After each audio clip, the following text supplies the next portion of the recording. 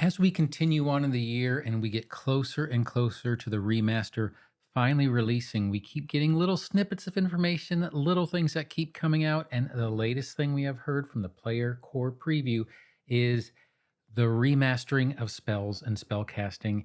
We've heard a little bit about Wizard already, but they've released a new blog post that goes a little bit more into kind of the thought process behind spells and cantrips and the focus spells. So I thought we'd take a look at that. So my name is Don. I'm trying to be the Sly Strategist, and let's go ahead and get into it. So another Paizo community board post came up, and it is a player core preview, Spells and Spellcasting Remastered. Now I'll go ahead and include a link to this, both in the description and up here. However, it kind of gives a good idea about what the changes might be coming up and kind of what they were thinking. What are the reasons for maybe some of the complaints we've been hearing lately, especially with cantrips? And I actually like the changes, and it kind of makes a little bit more sense to me. And one of the thoughts that I had heard prior and afterwards I kind of agreed with is that they might be switching to more focus on focus spells. With that in mind, let's go ahead and take a look at this blog post.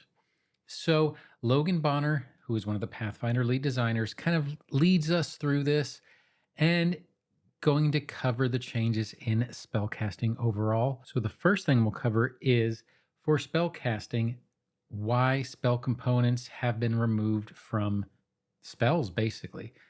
First of all, they were highly tied to OGL content. They were also mostly redundant with traits.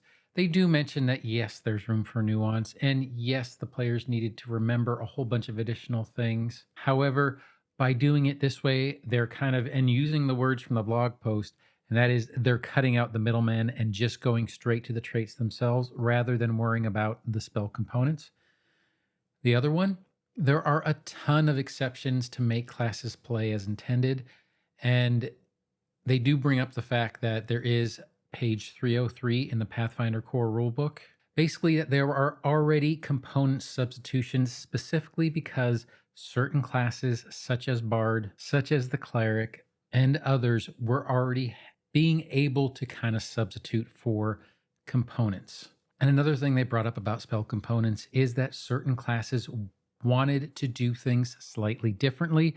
And rather than keep creating these exceptions, that they could just go ahead and get rid of spell components just in general and allow the individual classes to determine how they were going to cast the spells. Then we'll kind of move down to spell statistics. And basically, they kind of brought up the fact that if you look at the War of the Immortals playtest, you can see where the Animist has trained in spell attack modifier and trained in spell DC. And I believe we actually talked about this when we kind of went over the Animist and the documents when it first came out, as opposed to saying divine, it just says trained in spell attack modifier. Well, three reasons for that: to reduce tracking, because you might have to have multiple proficiencies, it just can be annoying. Enable interesting character concepts. And then the last one was basically to let the attributes of the character do the work in order for the DCs.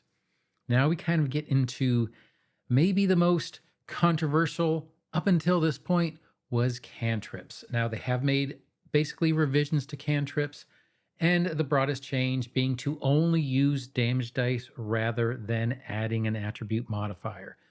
And I know that has probably been the biggest complaint that I have seen online when people describing what they're taking away.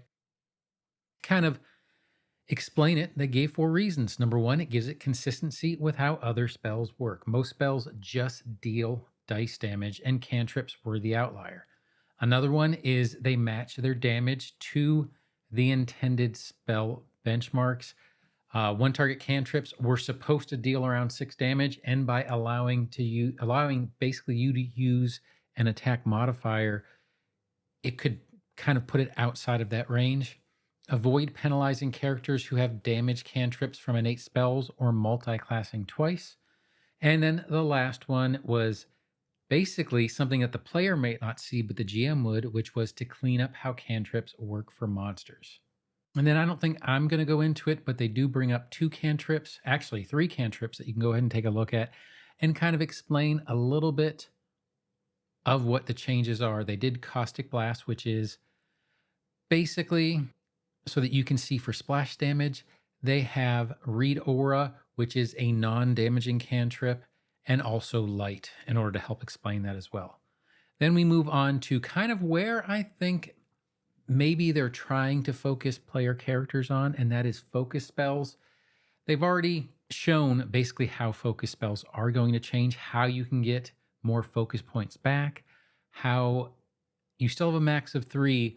However, the number of points that you have is always equal to the amount of focus spells you have, which kind of makes a little bit more sense. And also, as we've already mentioned, the refocus is definitely a bit easier. But the thing that they're kind of talking about is that they've basically taken a look at some focus spells and made them more dependable and simpler to use and track. Now, they do have an example here, which is Walking Nightmare.